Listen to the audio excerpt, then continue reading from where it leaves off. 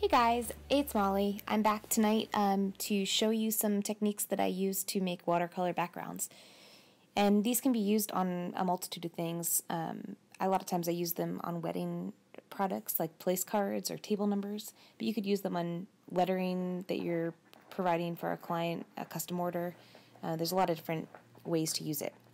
So throughout this whole video, I'm going to be using some various products that I'll announce as I go, but the paper that I'm using consistently is the Strathmore Watercolor, and it is cold press, and that means that it is a little bit more textured than hot press, which would be a little more smooth.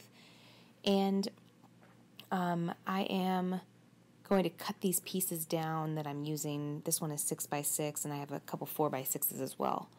For this first technique, I am going to do, I guess, more of the traditional sense of doing a water wash on the cardstock, and then I am using the Gansai Tambi set right here. It's by Kiritaki, and it is really beautiful, as you can see. It's 36 colors. They're really vibrant and intense if you want them to be, but obviously they're watercolors as well, so you can really mute them down. So I'm just going to pick a couple colors, I think, here and show you this first technique. So first I'm going to take a brush with clean water and really saturate the entire card. And then I'm going to pick up the brush that I'll use to watercolor. I think I probably have to get the plastic out of here first, don't I? I think I'm going to go with a purple, orange, pink scheme. So first I'm going to do the purple. This one is number 139. Get that wet, get the color moving in that palette. And then I'm just going to start putting it down on the paper here on the bottom. I'm going to do purple at the bottom into pink into orange. Just kind of moving it around here. Okay, and then I always have a paper towel right next to me too to blot off some of the colors so I don't mix colors too much. So then the pink, I think I'm going to go with, let's see, this is number 35 in the palette. Get a little more water in there.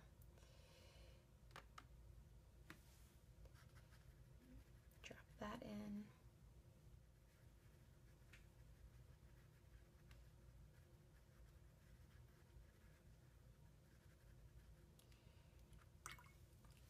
And then the last color is the orange, and I think I'm going to go with the lighter orange, which is the number 33, right here.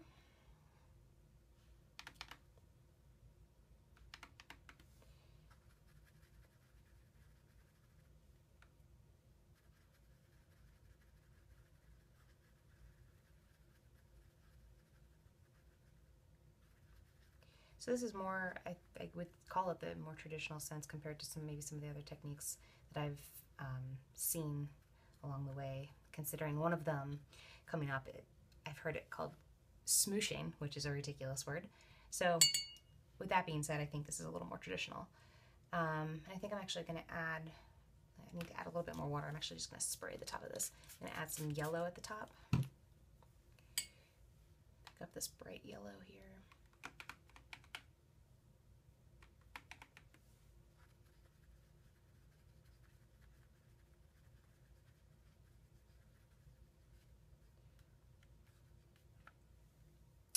And I might actually put a darker purple on the bottom now too. And that is number 38. The yellow, I don't know if I said that, the yellow is number 40 that I used. Just gonna get a little bit of darker purple down here. You can see where some of the color pools on the sides, but that's okay. I'm gonna grab a little bit more of the pink.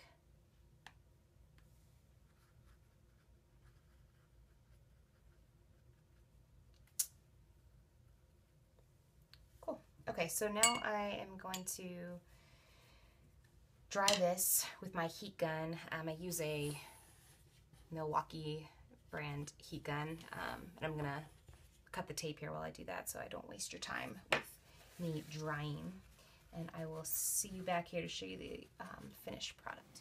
Okay, so this piece is all dry, and I wanted to let you know that if this was a final product, I probably would have taped it down on a board before I dried it with the heat tool. The tape would have caused it to stay flat and not warp. I don't know if you can tell, but it's a little bit bowed from the heat tool and, you know, the level of heat that it hits on the cardstock at once. Another way to combat that, too, is just to let it air dry and sit, but I'm too impatient for that. So after I had turned off the video, I had added a little bit more color. I wanted a little more intensity. So I added some more purple, pink, and orange, and this gradient effect is pretty neat. It kind of looks like a mountainscape to me with a sunrise, sunset, and I wasn't even going for that, so win-win. Okay, so again, this was more of a traditional way of doing watercolor from what I can gather. This was with that watercolor palette set. And the next technique I'm going to move into is with distress products, using distress markers, so it's a little different. So I'm going to put away all of the items I was just using, and then bring out the distress markers. Distress markers are a product of Ranger Ink, and they're designed by Tim Holtz.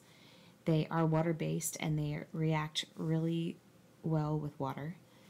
I have this tube here of the different markers. I probably have about 12 to 15 different colors, and I think I'm not exactly sure how many colors they have in total, but I have a good amount.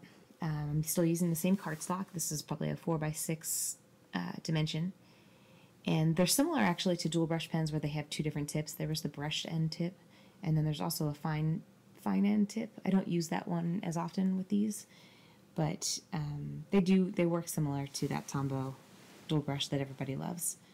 So I'm going to pick a few colors out here, and I'm going to dump them all out here so I can make my choices. And I think I'm going to go with, let's see, let's do the Broken China blue, or I'm sorry, Salty Ocean. I had that wrong, Salty Ocean. Then I'm going to go with the Twisted Citron.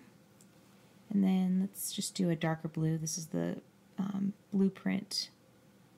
I can't remember what it's called. Blueprint something. I'll figure that out and put that in the description below. Blueprint Sketch, that's what it is. So we're going to go with this blue and green scheme.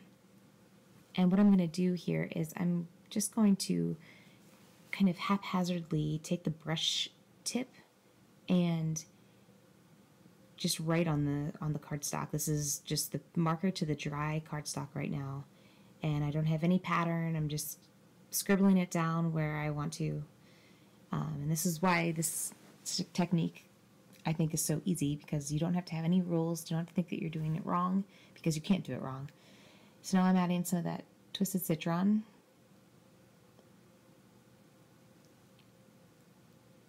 And then I'm going to follow that up with laying down some of the darker Blueprint Sketch blue. And I'm not too concerned about the white areas. I'm not going to be filling in the entire card with color, because the water is going to help with that. And when I spray it, it'll activate the color, and it's all going to start to mesh together like a watercolor is supposed to. So now I am going to take my spray bottle, and I have a distress spray bottle, but you don't need to have that. It could be any spray bottle you have. And then I'm just going to spray down some water onto the cardstock, onto the color, and you'll see how it quickly reacts. Pretty immediate, and they start to mesh together, and these are really great colors together. I'm actually going to stop here, I think. I'm not going to do anything more to it because it looks really great as it is. And I'm going to use my heat tool and dry this up, and then I will get back on here with you and show you the finished product. Alright, so this one is all dry now, and this one is really pretty. You can see that there's some spots where the color almost like sat on it too long before it was dried, and I, number one, could have done a better job at picking up some of those pools of color with a with a paper towel while I was doing it. But I also, a lot of times, I'm not going to be using this small of a sheet to start, it would have been a bigger piece of watercolor, and then that way when all of the ink does spread to the edges at the very end, before I, you know, figure out how I'm going to be using this background, I'm going to be cutting it down anyway, and all of those little bit, you know, weird edge lines would be cut off. But this inside is really fun. I don't know, it kind of looks like a galaxy kind of sky. I don't know, really fun. Okay, so that was that technique. The next one I'm going to show you is, let's see, let's use another 4x6, and it's going to be with Distress inks again, but not with the markers. And I'm going to need to use, let me make sure that you guys can see this craft mat here. Okay, I think you can. I'm going to be using the craft mat to put color down, put ink down on the mat first, and that's where I'm going to spray water and then drop the cardstock down, I'm sorry, the watercolor paper down on the color. And this is what I was saying, I've heard it's called smooshing. Okay, so I have 2 Distress ink pads here. One's in dried Marigold, and this one is Peacock Feathers. And I'm going to put the dried Marigold down, again, pretty haphazard.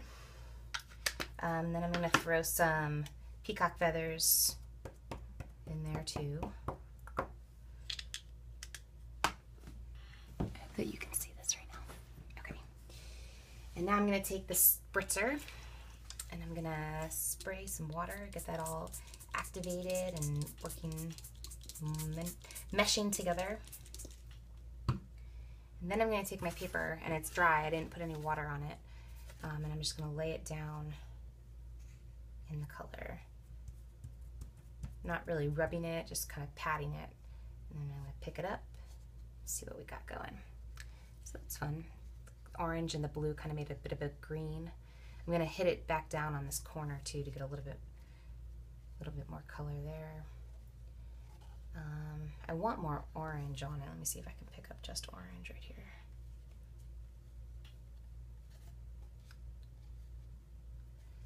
Okay, so I'm going to let that sit, and I'm actually, so what happened the last time, I didn't pick up this color that pools on the end as much as maybe I should have, so I'm going to try to do that, a better drop of that this time. And then I'm going to turn this off and go dry it, and then I'll show you the finished product when I return. Okay, I'm back. This is all dry, and this one's really cool too. Love this little area right here that almost looks like an animal print of some sort. So this was the Peacock Feathers and the dried Marigold, and I realized when I looked back at that last take that you really couldn't see too much what was going on down here, but I think you could kind of see the idea that I was placing the ink pads down on a slick surface, so anything that's basically laminated, and then spraying it with water so it activates the color all around, and then putting the cardstock down into it. And it's really kind of idiot proof. You don't need to think about it too much, and it comes up with really great random, quote unquote, like a watercolor style. I can't speak tonight. So this one's really fun too. Let's put that one to the side. Sorry that I had to break up this video, but this is the end of part 1. I'm going to be continuing with more Distress products and also some Zing Clean Color Real Brush pens in the next video. So you can head on over to part 2, and I hope you enjoy that one as well.